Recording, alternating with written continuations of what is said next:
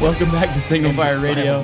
Matt is glaring at me right now. Matt, you told me it was okay. Sticking in my butt, man. Okay. All right, Evan, are you up for this? This is going to be quite the challenge. We're talking about what's in Matt's butt right now. We're going to learn where the term "the big tickle" came. An hour of butt stuff. An hour of butt stuff. Have you guys?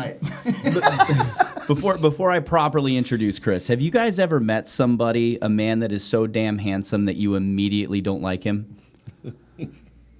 Yeah, Chris McKinley. Chris McKinley, exactly. Why is let me tell the story. Let me tell the story real quick, and then we'll introduce Chris. So, Jenna, we move here. Jenna starts working at Carolina Dunes, and which is a what? It's a geriatric and a juvenile psychiatric facility, like a locked unit kind of place. I think so. Acute psychiatric stabilization. So if you temporary stays. Yeah. Well, the kids can be up there till 90 days, really. So they do get an education and during the process after they get stabilized. Mm-hmm. So Jenna's. We're just here. We're new. We don't know many people. And Jenna's like, yeah, I'm working with this guy. His name is Chris. He used to be a bodybuilder, and he's a Navy SEAL, and he was on Fox News. And I'm like, I hate this guy. What does his hair look like? Is it perfect? Him. Yeah. And then she shows me his Instagram, and it's like he's just jacked out of the, beyond control. Killer golf swing, world going for him. Lives on the river, and I'm like, all right, let's meet him. She's like, they want to go out, and I'm like, all right, cool. So we go to Tails, I think it was the piano bar, yeah. The piano bar in now downtown closed. Wilmington. Yeah, now closed. May it rest in peace. And Chris and Star show up, and it was like immediately we started jiving, and I was like, nah, he's cool. I don't know why I hated him so much. Well, dude, I appreciate the backstory. The funny thing is like Jenna showed me a picture of you, and the first thing I said, I was like, he has fantastic hair. And I was like, this guy is a rock star. I looked at your State Farm profile, and I'm like, this dude is a stud. And I'm like one of those dudes that I want everybody around me to do great. Yeah. Because then I feel great. I just want to be around great people who are motivated and self-starters and have really done something with their lives. I don't like slugs. I don't like energy sucks and brain drains and all that stuff. So when I looked at your picture, I looked at Jen, I'm like, that dude's got some great hair. He's got goosebumps. Yeah, hell yeah. When the goosebumps come out, you're talking truth and you're talking passion. So that's just a good thing when you can see a visual. It was so great, yeah, because we clicked immediately, and then we were at Tails. We were kind of sitting off to a corner, and I see this guy like standing over in the corner of the room. And when you can tell that people are actually photographing or recording, but they're trying to pretend like they're texting? Yeah. You know what I mean? I do it all the time. Yeah, you do it all the time. I see this guy out of the corner of my eyes, and I'm like, what the hell is he doing? But then it dawned on me that Chris has a very striking resemblance, minus the sleeve tattoos, to Hugh Jackman. I think Wolverine. The Wolverine, yeah. the greatest showman on earth, Hugh Jackman. And I think that he might have thought that you were Hugh Jackman. Perhaps. Have you gotten that comparison before? All the time. Like if I'm traveling in the airport, like say if you dudes were traveling with me, and people would just assume that you were my posse or my bodyguards. Entourage. Hell yeah, let's do that just for fun. All the time. But I'm like Hugh Jackman's like alter ego. I'm like jacked human. Well, and then you throw huge Ackman. and then you throw his smoking hot wife standing right next to him, and it's just like clearly that guy. Yeah. This guy is Hollywood. Do you ever assume like an Australian accent? I do. I've had it happen in the airport. It's like I'll see this posse of dudes off to the side, and they're having this little sidebar looking over. I'm like, here we go. Yeah. They're trying to find the sacrificial lamb to come over and approach me. Hey, you go ask him. Evan, you go. So, right? Go talk to him. So it happens to me a lot. A guy will come over like, hey, man, are you Hugh Jackman? I'm like, hey, look, you got me, mate. Take some pictures. I'll sign some autographs. It's all cool. But just try to keep it on the down low. I don't travel this much without security around me, and then like and it's great because I'll have actually signed autographs, and I think, look, I'm not charging them anything. I made them happy. They're going to go home and have this great experience. Shit, Hugh Jackman's probably happy because I'm making him look like a solid dude. So and he is. But I think it's just a win for everybody. Yeah, when you look so much like somebody that you could like control their reputation, That's kind of a big thing, right? They could be like something on TMZ, like Hugh Jackman, huge ass at the airport, signing autographs. It wasn't even him. It was Chris McKinley the whole time. Well, the strangest element to this whole resemblance thing is, so once you do a lot of TV stuff, and I've done some scripted, unscripted television shows for Animal Planet and things like that, you're kind of in that email queue. I got an email one time from this staffing agency in LA, and they were looking for celebrity lookalikes. So I sent them this side-by-side of me and Hugh. I never heard back from them. I'm thinking, surely there can't be too many other dudes that bear the resemblance enough. And I just was befuddled by that. I'm like, but to never hear back? I was like, wow. Yeah. I get this weekly. People tell me, Yeah. you know who you look like? Yeah. And I'm like, no. Have you please ever tell me. considered like getting in touch with his people and offering to be a body double or a stunt double or something like that? So when they filmed some of the movies in Cleveland, they did quite a few, like the Marvels movies there, and someone who was on the set, whether it was a camera person, a radio person, a friend of mine, or a sound person, I mean, actually told Hugh Jackman, they're like, hey, you know you have a lookalike that lives here, and he directed Hugh to the website. They looked at it together. And he's like, said something like, well, I'll be damned. And that was like as far as it went. He's like, somebody kill this guy. Yeah. You know, I've heard stories about Hugh Jackman, though, to where he dressed as Wolverine, like the new Wolverine, and went to Comic-Con. Yeah. And people didn't even think he was Hugh Jackman. Really? That's just how crappy Well, people his- are. That's great. They're like, oh, you're a little so a little great. tall for Wolverine. Like, Dude, you've manipulated your body for a long time, like Yeah. bulk up, slim down. Well, kind of. He's got to have taken a toll because, like, his normal walking around isn't what you saw from the Wolverine movie when he pops out with adamantium, and that dude was yoked beyond belief. I mean, like, that's probably why I would think. And he's short. I don't think he's 5'9". He's Okay. social media says he's 6'1". Yeah, of course. Yeah. It's untrue. Yeah. That's probably why they think you're actually him more than him. Probably, maybe. right? But I think he doesn't. He looks like me. I don't look like him. I think Yeah. he looks like me. Yeah. So I always put assert myself in the dominance, tier. yeah. Yeah, Right, exactly. right? Absolutely. Love it, Evan. Alpha. Alpha. That's what's up. That's because Chris McKinley, he's everything you ever want. He's everything you ever need. Have you seen that, The Greatest Showman? I love that movie. That's so good. I love it. I saw it on the airplane. We took a trip out to Vegas, and I don't know, the lights and something. I watched it on the way back. I know what it was. Oh, Made it really good. Easy, buddy. The first time I easy. heard that the "Never Enough" being Yeah. sung in that movie, like Yeah. I just sat there and like I had tears, like in yeah. silent we lucidity all did. Yeah. coming down my Dude, face. I'm like, that is the that most chick got beautiful you. Yeah. song I've ever heard. you She know? didn't sing it, though. She was the actress that played it. She was the only one that didn't sing. But it was still, you're right. It was.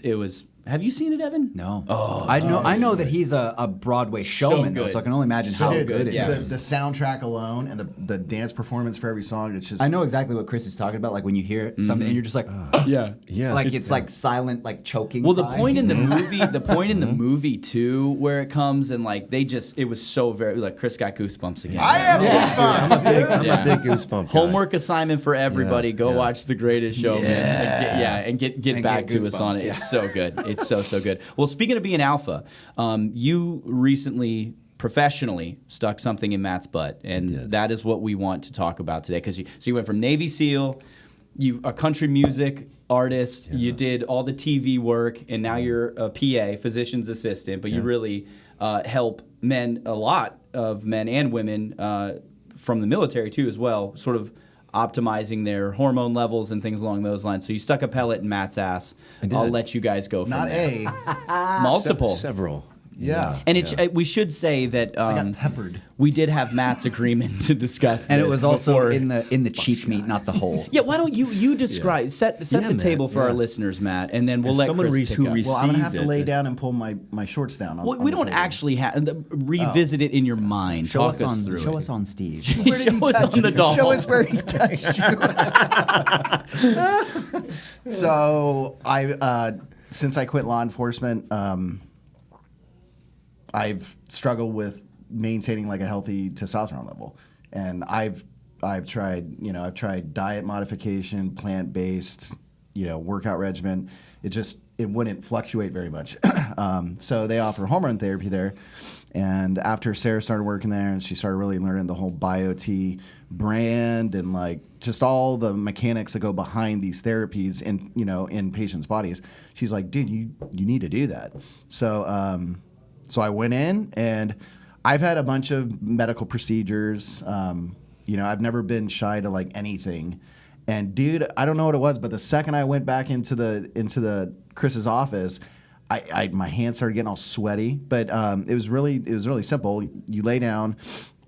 You know, you pull out one of your butt cheeks. So I'm laying like on my side, and they clean the top of the butt cheek, and then I guess they just take a scalpel. Go slower, and like, Matt. Go slower. Am I going too fast? But dude, I was so freaking nervous, and I kept telling Chris, I was like, dude, I don't know. I think it's because I can't see what's going on, and I'm like, you know, I'm not like on nitrous or something where it totally makes me sedated.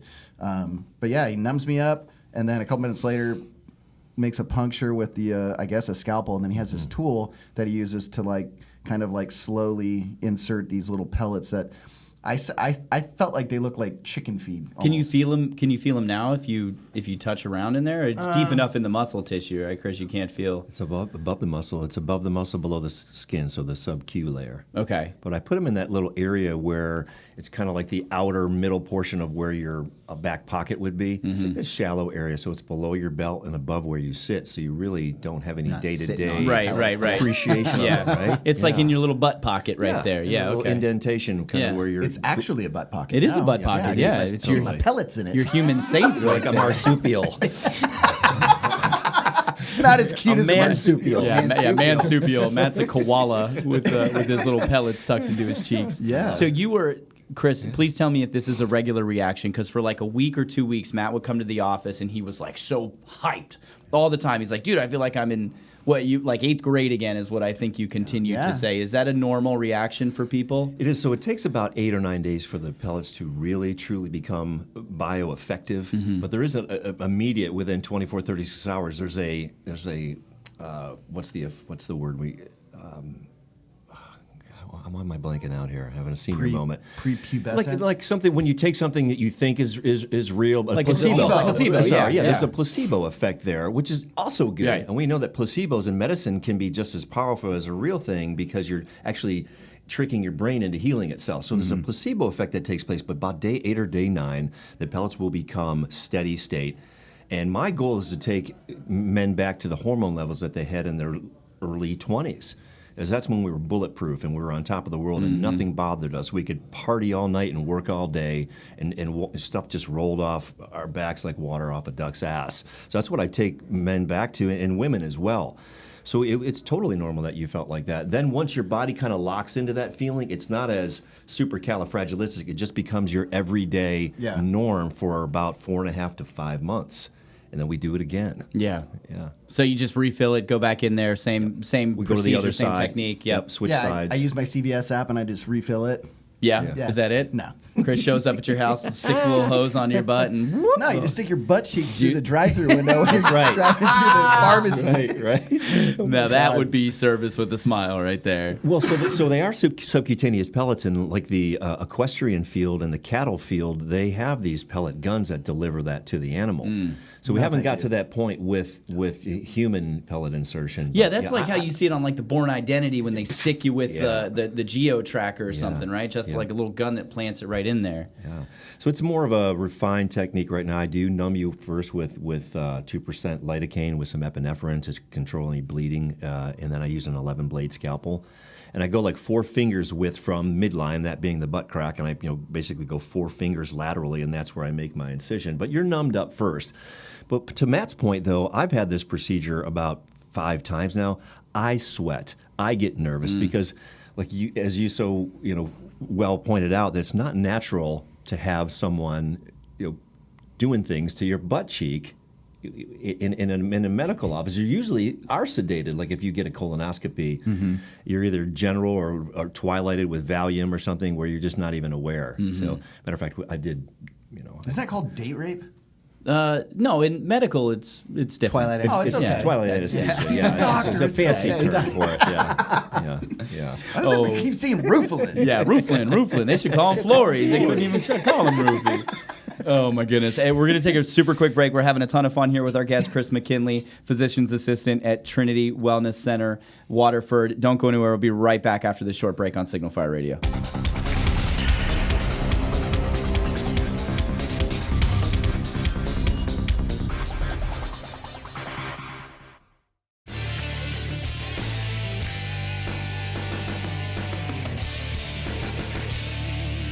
what's going on? I am Rob Renz, president of the Suiting Warriors Foundation, here with another video on Dress Codes Explained, joined by the vice president of Suiting Warriors, the most impeccably dressed man in all of North Carolina, Avery Washington. We're going to break down a very simple look to screw up, and that is called business professional.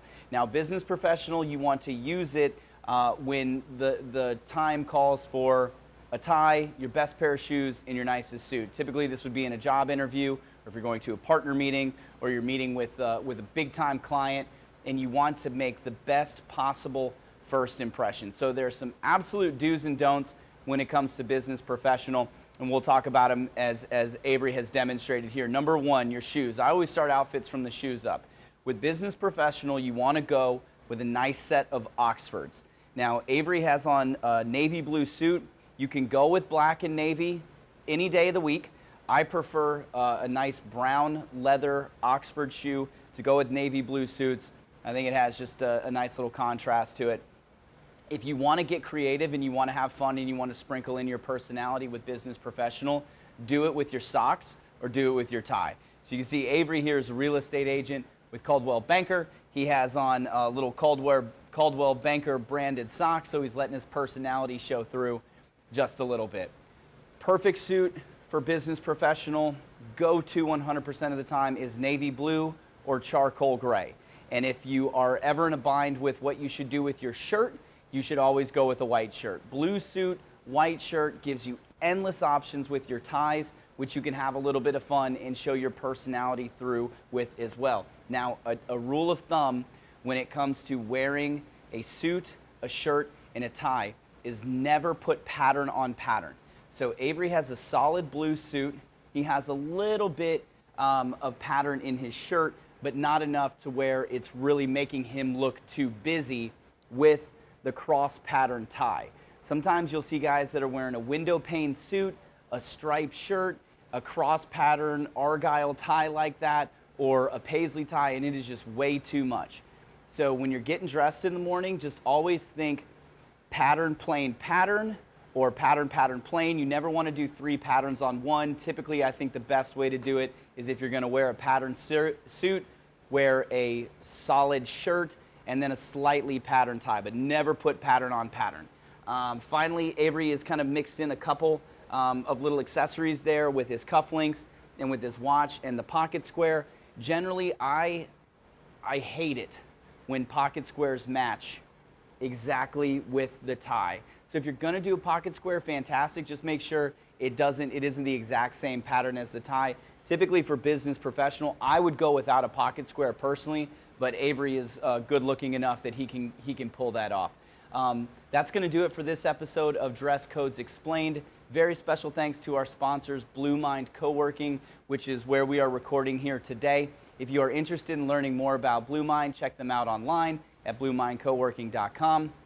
And if you'd like to get involved with Suiting Warriors, please visit our website at suitingwarriors.org. We believe that a suit can change a life, and so we provide free professional attire for transitioning men and women that are getting out of the military and entering into the workforce. If you'd like to learn more about volunteering with us or becoming a donor, we'd love to speak with you. You can send me an email directly at info@suitingwarriors.org. We'll talk to you next week.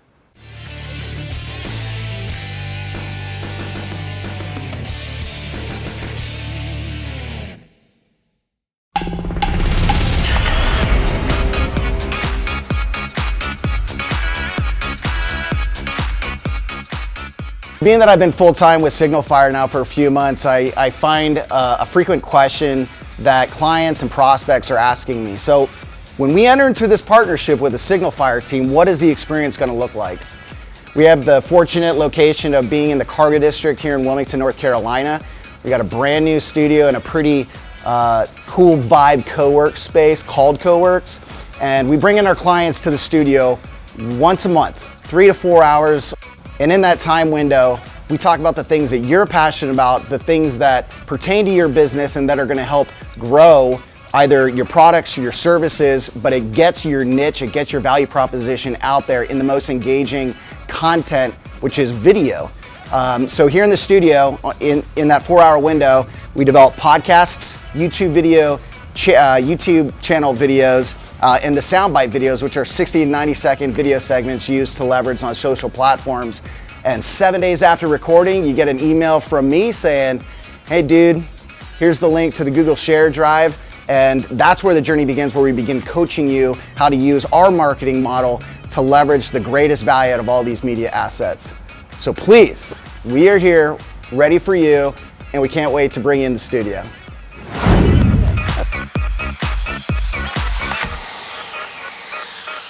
But one thing I will say is it's an absolute blast.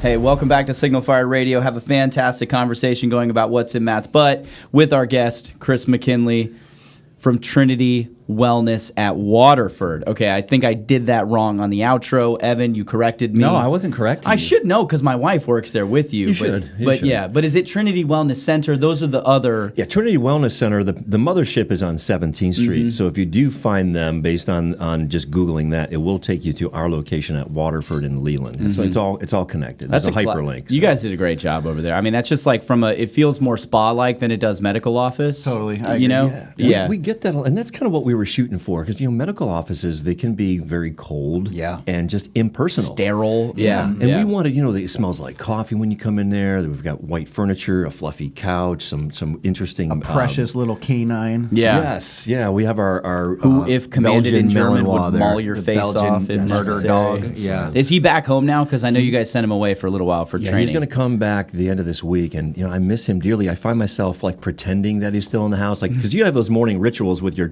pet. Like I put my socks and shoes on the second step of the stairs coming down from upstairs, and he usually comes up and gets his loving there. So in my mind, every morning he's still there. Yeah. I'm like talking to him, hey buddy, good morning.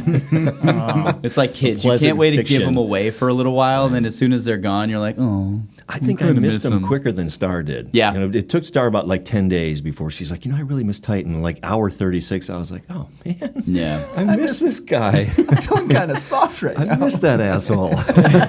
Hey, walk our listeners through just the military career, and then all the other stuff that you did, and then how you got to this point.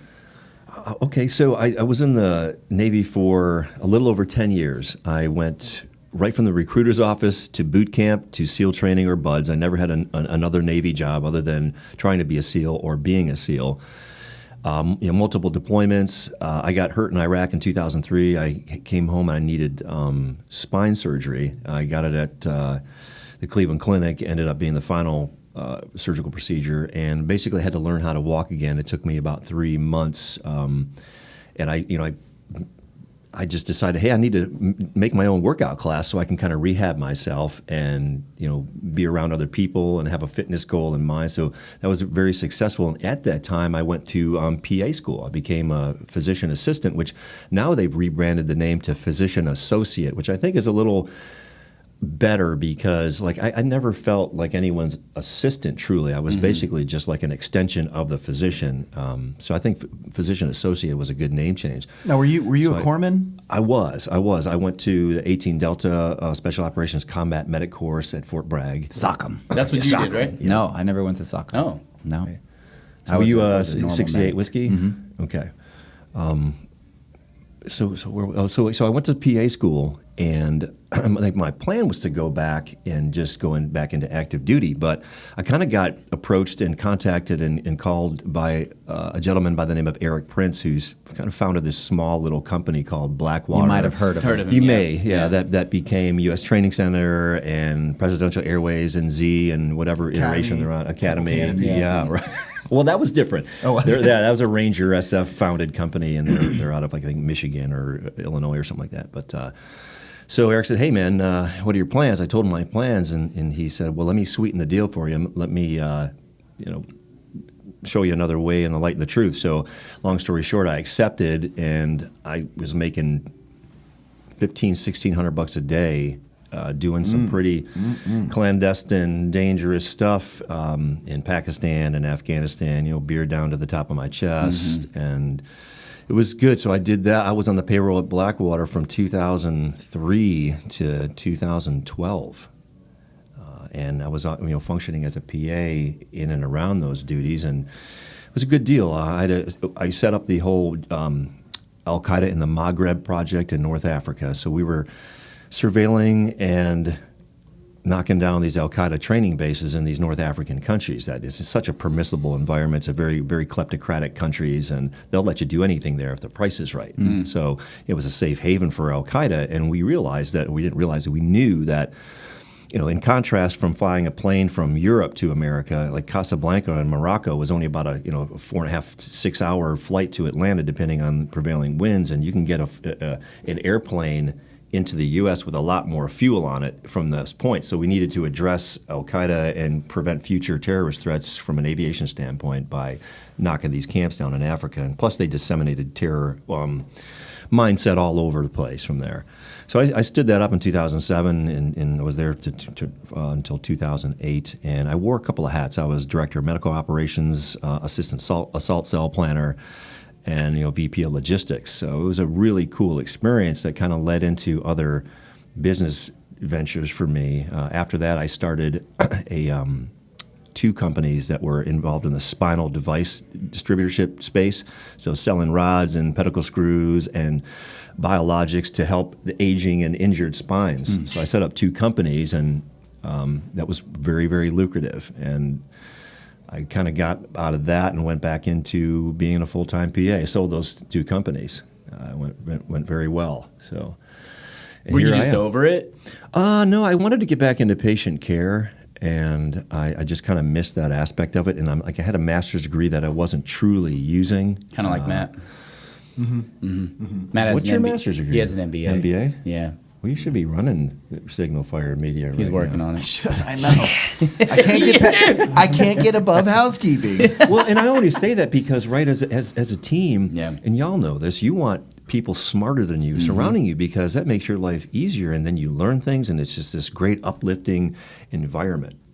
People make the mistake, and my stepfather did this. He made the mistake of always wanting to keep his 9 boys under his thumb and down, instead of building them up and bolstering them and giving them the knowledge that would allow them to be successful. And maybe he could have retained some of these 9 boys into his law firm or his mortgage company or title company or whatever, but he didn't do that. So I mean, that's one of the things I learned from my stepfather, and just being in business around the years. Just surround yourself with people that force you to be on your toes all the time, but in a good way, not in a upsetting. If you're the smartest person in the room, you're in the wrong room. Right. That's what I love what Steve Jobs said. He was like, "We don't hire smart people to tell them what to do. We hire smart people so they can tell us what to do." Sure. Like that one always sat with me. And then the rule of 3 to 5: surround yourself with 3 to 5. You'll be the average of the 3 to 5 people that you spend the most amount of time with.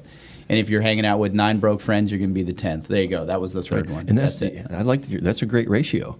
And I tell guys this all the time that are about to get out of the military, and I'm like, "What are your plans? What's your 5-year plan?" And I hear the same thing most of the time. "Oh, I want to set up a consulting company or a training company or a motivational speaking company." I kind of want to shake them and say, "Dude, there's about 15,000 people that are doing that." It's a little saturated. Yeah, and how are you going to elevate yourself? And then number 2, there's always going to be a 30-something dude behind you filling that shoot, just like you play in the NBA or the NFL, which I don't watch anymore, by the way. And they're hiring someone to take your job every year. It's the same way I played Division I college sports. They're trying to recruit someone to take my job every year. So that's how that rolls. So I tell them to think about that. Get an education. Get a piece of paper that actually you can put to work for you, and make your education work for itself. Why do you think that is? That so many, and I think I see it a lot from the soft community, like wanting to get into consulting or motivational speaking. Like, why do you think that that's like suddenly it's like? Is it because they're seeing other dudes doing it, and there's some success there, or is it easy? Like, why is that? I think that it is both of those factors. It's something that they know. It's very inherent to what they've learned over the last 10 or 15 or 20 years of a military career, and if you're in special forces or even on the edge of that, you're always getting cutting edge tactics, techniques, and procedures. So you're pretty up to date when you come out. So guys want to parlay that and capitalize on that, because that dude that got out 5 years ago is teaching like Gen 3 tactics, and now we're on Gen 8. So there is some merit to that. Where I since I had a master's degree as a physician assistant, I wanted to combine my military which I was, obviously a combat medic and a SEAL, so I can shoot, move, communicate, and work a bag of medicine, which was just another set me apart kind of skill set. And I had the master's degree as a PA, so I said, how can I put these things together and do something that's truly unique? So I started another company called Medical Security International.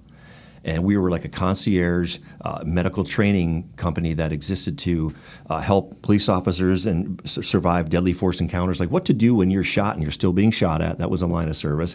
And then we had an aviation regiment that was like a medical repatriation company that we did contract training for the Cleveland Clinic, because they go into some austere environments to pick people up and bring them back to their clinic facilities, and they had no idea what they were doing. Right. So you're going into a hostile environment that you haven't even done a topographical study on. None of your guys can read a terrain map or work a GPS or a compass, things like that. So it was in the middle of Indonesia all of a sudden. Right, Yeah. right. Just up a creek.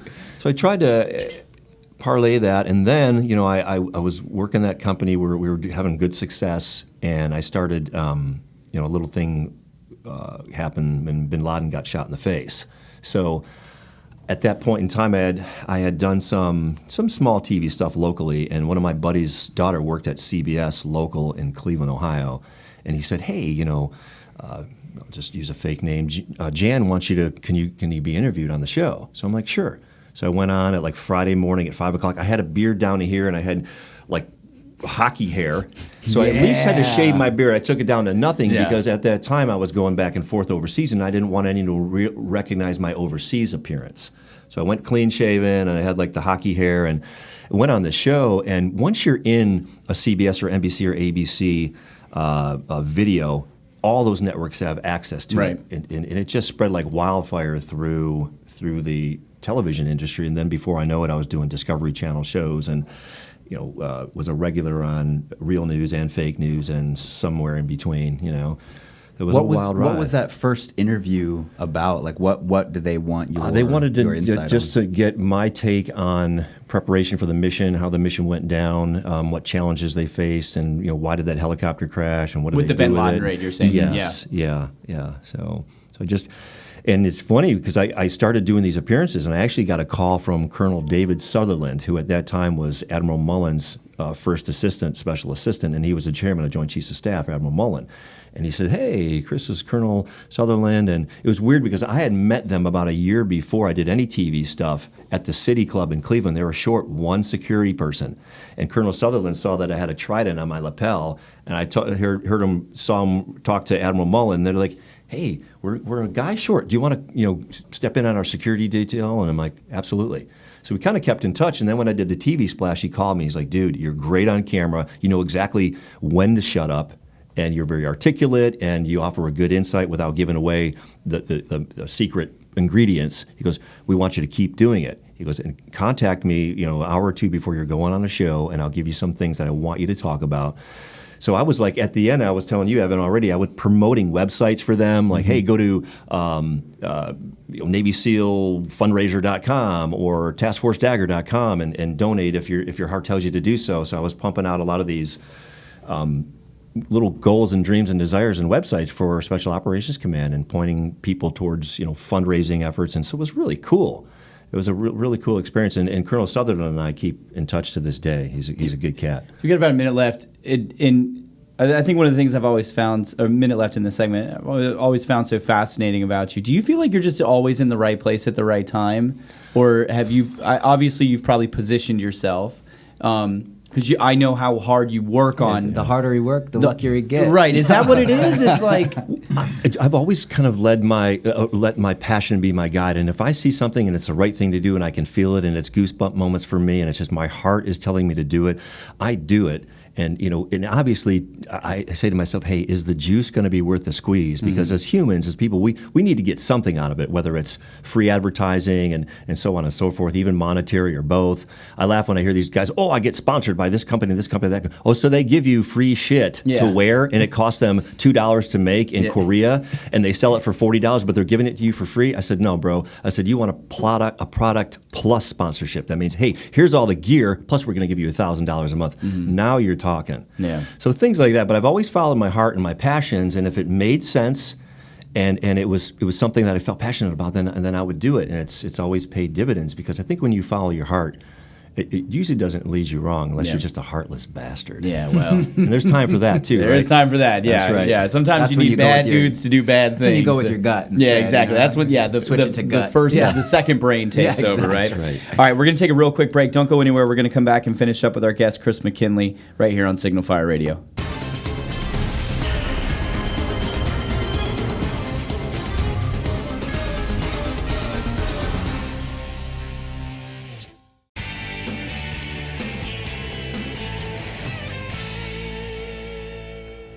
Many people go into networking expecting to increase their revenue. And while this is a great objective, it shouldn't be your primary focus. Your primary focus should actually be to help other people increase their revenue. You also need to establish meaningful connections with other people. Networking helps you do that, but just attending a networking event is not going to get it done. You need to spend time with those people outside of the networking events. Have one-on-ones where you go grab coffee or lunch or something like that. Get to know them as people. That really makes a huge difference, and it increases the speed of trust and helps build a solid relationship where you both feel comfortable referring business to each other. And finally, just be a good person who's always willing to help. Don't come off as overly salesy, trying to push your own business and always being the first person to hand out a business card and offer your products or services. Take the time to learn about others and find ways and opportunities to help them grow their business and make meaningful connections for them with people in your network.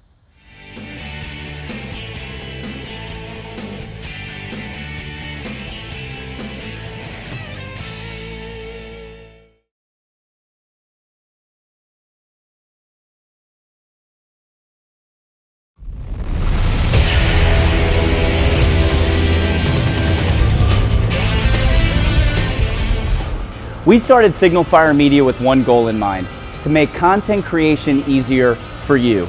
Let me tell you a quick story. I own multiple businesses, and in 2020, I opened an insurance agency. Now, I had paid attention to the way that everybody else marketed themselves and their agency, and frankly, I did not want to do the same thing that everybody else did, because I knew that the industry was going somewhere else. There are loads and loads of statistics that say that people will buy from and engage with companies whose leadership show up on video, on social media.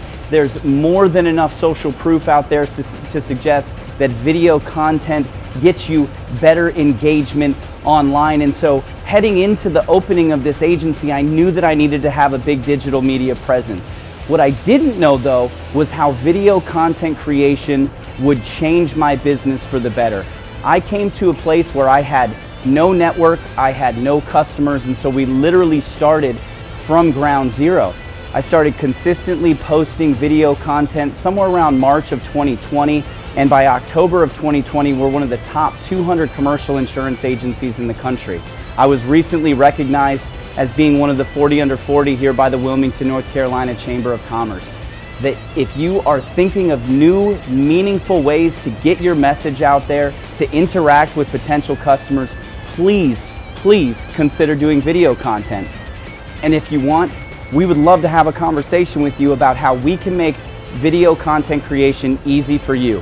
Our model is to bring you into our studio for no more than 2 to 4 hours per month and deliver hours of video and audio content for you to use in the digital landscape. If you're interested in finding out more, we'd love to chat with you. At Signal Fire Media, we showcase ambitious leaders in the digital world. Thank you for your interest, and we'll talk to you soon.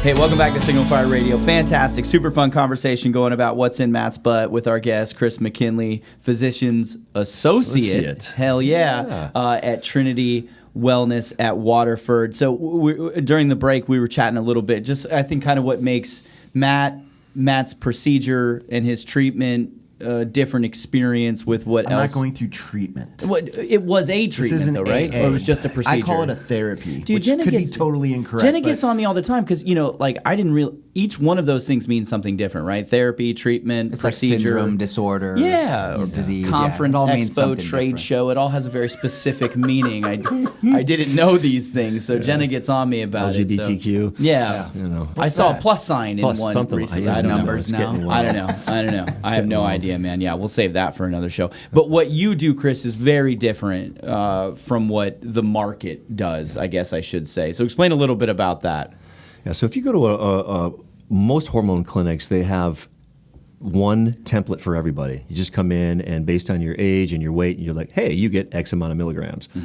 We're drawing your blood. I'm doing a whole metabolic panel on you, complete metabolic panel, basic metabolic panel. I'm looking at your thyroid, your sex hormones, to include estrogen and sex hormone binding globulin, all these factors that will either be an additive to the pellet procedure or a detractor. And if it's a detractor, we need to mitigate that. So we do all that in the front end, which allows us to be very successful on the back end.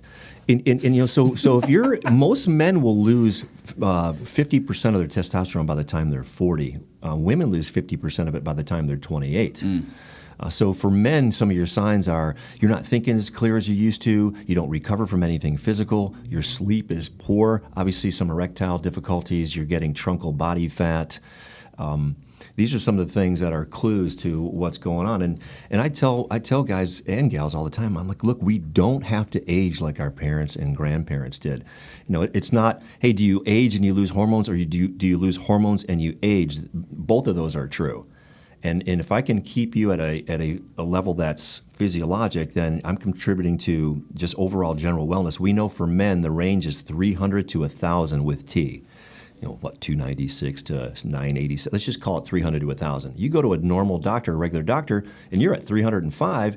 He gives you the Domino Nabisco sign of the cross. You're done. You're good. You're great because you're in a normal range. Well, meanwhile, your whole life you were a Division I athlete. You were a MARSOC guy. You were a SEAL. You were SF. You were You're telling Matt's life story SWAT, right now. all of SWAT, that. Minus critical SF, skills recon. operator. Yeah, SWAT. CSO, Well, I mean, yep. it's just like, so you had a high level of T.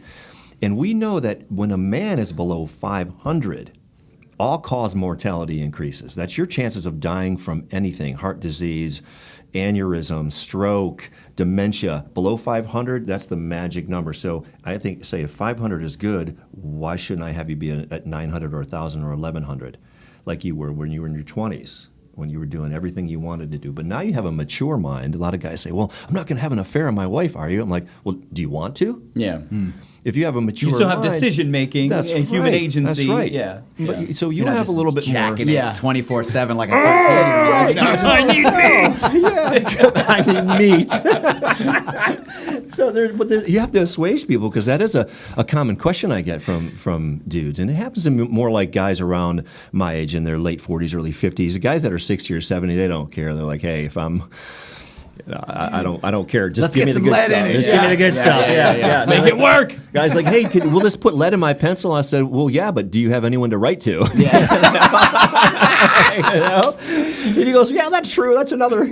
My oldest patient is 91. Well, there was this girl called Rosie Palm. Oh, God. 91. So, but the bioidentical is great too because it is truly bioidentical. When we're in the second trimester of pregnancy inside of our mother's bellies, men make ovaries and women, or men make, sorry, I screwed that up. Men make testicles and women make ovaries. And their ovaries produce testosterone and estrogen, and our testicles produce testosterone, and some of it is converted through aromatase to estrogen. But the ratio is like I have 100 testosterone, women have 10. They have 10, they have 100 estrogen and I have 10 estrogen. So both of those chemicals and biohormones come into play.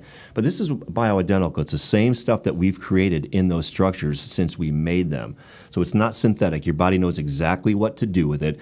It clasps its hands together and looks up at the sky and says, thank you for giving me this stuff back. It's like water when you're dehydrated. And it's immediately accessible. It doesn't have to be converted through any kind of enzymatic degradation. It doesn't go through this cytochrome P450 system that just injures your liver, causes heart disease, causes prostatic enlargement or hair loss, or causes women to grow, beards and things like that. It's very, very physically accepting by your body.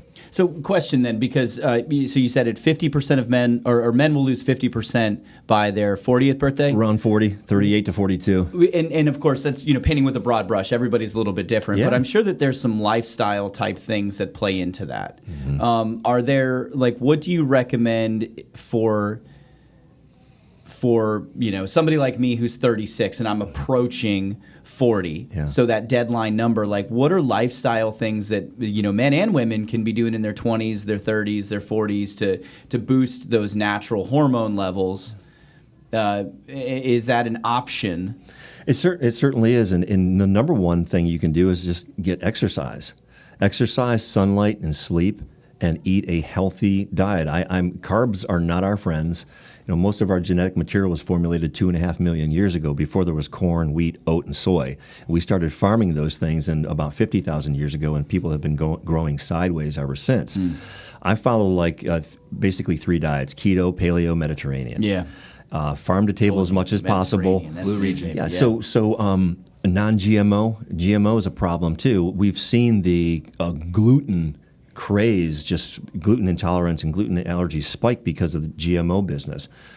In Europe, if you have a GMO ingredient in your food, they shut your company down and you'll be prosecuted and you'll probably go to jail. Mm-hmm. That's why people who can't eat pasta here can go to Italy and eat pasta till they vomit, right? Because it's not causing a gluten reaction. Because in nature, that gluten molecule, let's just use a example, is like the size of a grain of rice. When it's genetically modified, it turns into like a marble or a golf ball. So it's so big it punches holes through your stomach, which causes leaky gut, which causes inflammation. All that so you can make an argument that the stuff, GMO products in these seed companies like Monsanto have contributed to the need for long-standing, extended, and intense medical care. So it's like, are they in bed with certain organizations? Or you're causing disease? Follow right? the money, right? Yeah. That's right. And we're not going to try to cure you. We're just going to treat your symptoms, which is medicine Western today. medicine, So exercise, right? Exercise, diet, nutrition, sleep. These are good things. Get up in the morning and get a nice dose of sunrise sunlight in your face, and do the same on the other end. See the sunset. These keep our circadian rhythms in set. Sleep is huge, you guys. And eating farm to table, eating good food. I tell people, you're either going to pay 20 or 30% more for food today, or your ass is going to pay for that 50 years from now when you're spending all your IRA, 401k on healthcare because you were a dietary stooge your whole life. So I think lean people, muscular people, fit people tend to stay fit, lean, and muscular, and fat people have a tendency to get fatter. And it's largely, like we talked about earlier, it's not an endocrine issue. It's a self-control, and it's doing push-aways, pushing your ass away from the table. Yeah. Eating good stuff. Intermittent fasting, causing autophagy, where it causes your body to go into cells and say, hey, I don't need that shit, I don't need that shit, I don't need that shit. And it eats it up. It just gets rid of these unneeded organelles in your cell that suck energy from your whole body. And that's important. You should do one 14-hour fast every 10 days. That's easy. You sleep for most That's of it. right. Half of that could be your sleep. Yeah. 8 hours. Yeah, of go that. to sleep at 8:30 and don't eat again until 12 o'clock the next day. Easy peasy. Yeah. 14 hours is nothing. And if you are a carb dude, if you like carbs, you should eat those. You should eat those at night, because you're not, for 7-8 hours, you're not going to be eating anything, so your body can kind of utilize those carbs. And Evan's about the gummy worms for deadlifts life. I do gummy worms as my pre-workout. Yeah. Jenna hates it. She's like, that's so bad. I'm like, tastes so good. Black coffee and gummy worms. Yeah. That's my pre-workout. Yeah. Just stirring my the coffee with gosh. the gummy worm. It's like 40 grams of carbs. sounds so toxic. Yeah, sugar is not our friends. I would rather you heavily salt your food than sugar it. You know what? That is something that I have a huge issue with. We got is that some time, salt man, is do it. so demonized. Yeah. One of my favorite people in the fitness world, Stan Efferding, talks about salt is a steroid. Yeah. Because people who increase their amount of salt actually decrease all the things that they raise all these flags about, like the high blood pressure, the cholesterol, whatever the things that salt. There's varying levels of salt, though, right? Like the iodinized course. table salt, Yeah. stay away, pink Himalayan salt, sea salt, Maldon, all that. Cool? Yeah, right. So the table salt is just highly refined, processed, and like white sugar, they probably bleach it. Like the Himalayan salt's great, but you want iodine in your salt. So the sea salt is probably the optimum. I like to go to Trader Joe's and get that like shake, Yeah. conical kind of canister. Yep. That stuff is the business, And I like iodized sea salt. We used to eat a lot more sea vegetables as people. That's why they call the Midwest like the goiter belt, because they're so far removed now from the coast, and they don't thyroid get issues, yeah.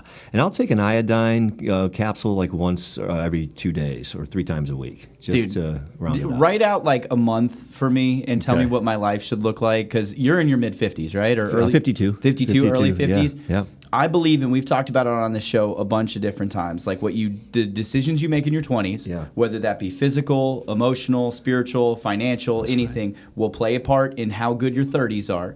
And the same goes for the 30s to your 40s to your 50s, 60, 70, and beyond. I want to look like this at 52. Rob, I say that all the time. I say what you're doing in your 20s is what you're going to be doing in your 70s. If that's drinking and smoking, that is what you're going to be doing. Because our brains as men finally mature when we're in our mid-20s, 26, 27. And if you're doing drinking and smoking and doing all this unhealthy stuff, that is cemented into your psyche.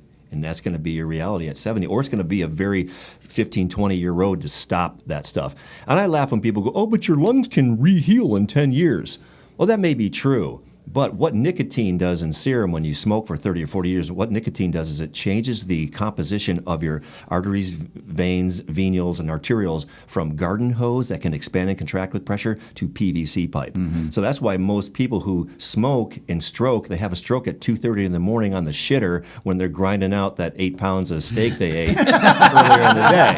And I'm not poo-pooing meat. I'm just saying don't smoke, because your arteries can't handle that stress of grunting it out at 2:30 in the morning when they were just laying down, and that's when most guys will stroke out if they're going to have a stroke from cigarette smoking. Is in the toilet. Is that what happened to Elvis? Probably. Yeah? I'm sure he was no slouch when it came to eating meat. Yeah, he didn't treat his body very well. I think he liked the sauce too. Yeah. I think Elvis could drink. And meat is great. I see people's lipid profiles improve insanely well on a paleo and keto diet. It seems counterintuitive, but if you're eating a lot of fat has twice the energy value that carbs and protein do, and it has protein content in the fat, in the steak or whatever you're eating. I think it's great. The paleo, keto, and med is the way to go. Okay. Yeah, because I told Jenna the other day, I texted these guys, I went and got Mediterranean. I was like, that's it. The only thing I'm eating is Mediterranean food. Because I love it so much. It tastes good. Yeah. It's good for you. Yeah, but we don't have Zoe's anymore. No, we did it close? The one at Mayfair? Yep. Dude, I found this new spot over off Oleander, right by Bradley Creek. I can't remember the name of it, but it's kind of like it's like Peños. I'll eat Peños in this other place all day long. The Greeks is I good. do like Peños. Olympia. I love Peños. Oh my gosh. Chris, we got to wrap up. Somebody wants to get in touch with you. What's the best way to do it? So call our office at 910-769-5004. That's 910-769-5004, and we'll get you set up for an appointment. We're probably about 2 weeks out right now, depending on what you need and what you want. But don't wait. You gotta do that today. There's no time to waste. If you're in your late 50s, late 40s as a guy, you probably needed hormones about 10 years ago.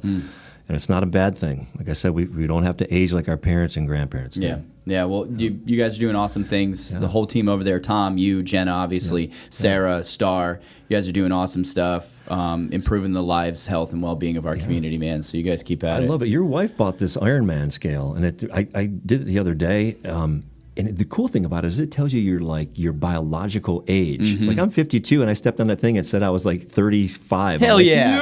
I'm getting on that. I'm going beating the game. Yeah. I love it. So that's when you know everything you're doing is working. Yeah, well, we'll throw all your contact information, everything into the show notes of this. So if you're listening to it on podcast, you want to get in touch with Chris or Jenna or anybody over at the Trinity Wellness at Waterford, go right ahead into the show notes. You'll be able to do that. So Chris, thanks for your time. Matt, thanks for letting us talk about what's in your butt all day. That's all right, man. I appreciate it. I forgot we were on camera. I'm going to do a bicep flex just for the. We didn't even get a chance to do all your voices, man, because you've got like what 6 or 8. Like I've got a few. I don't even know how many I have. Sign off with them. Yeah, actually, will you sign us off with your favorite? You want to do Arnold? Okay. Here, I'll tell you what we say. So this is how we sign off. That's going to do it for this episode of Signal Fire Radio. Until next week, go out and feed your mind, strengthen your body, enrich your spirit, and grow your tribe. Of course. This is going to do it for Signal Fire Radio. Whatever hell he just said, listen to it. And of course, feeding your mind and your body and your soul. And remember, if you want the legitimate, no bullshit information, it has to be Signal Fire. Tune in or be a loser. We're gonna tag Arnold and Hugh Jackman on the social media clips for this one alone. We're going international. Chris, thank you, And Matt. Arnold probably would go off script too. I mean, he's, you know. I love it. Matt, Evan, love you guys. Love you. Love you, dude. Love you. All right, that's gonna do it for this episode of Signal Fire Radio. We'll talk to you next Monday. See you. The signal fire is a light.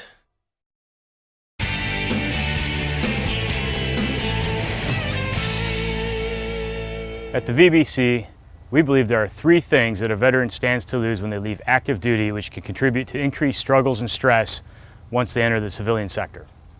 The first is a sense of purpose that they have while they're serving their country. The VBC can provide this by allowing them to serve each other in a new capacity again. The second is a sense of belonging to a community who understands and accepts you for who you are, regardless of where you come from, what your quirks are, how strange or weird you might be, what kind of jokes you might tell. Everybody laughs and accepts you for who you are, and they're even willing to die for you. It's a little different when you enter the civilian workplace. By participating in the Veteran Business Collective, you have the opportunity once a month to get together with like-minded people who will accept you, and you can regain that sense of camaraderie that you had in the military. The third thing is economic stability and success. When you're in the military, the paychecks come in every 2 weeks, you're provided housing, and health insurance is taken care of. When you leave service, you have to source all those on your own, and it can be a quite challenging undertaking for someone who's never had to do so in the civilian workplace. The Veteran Business Collective helps with that by providing referral business, networking opportunities, education and training, mentorship, and a host of other resources to help veterans and their families succeed economically.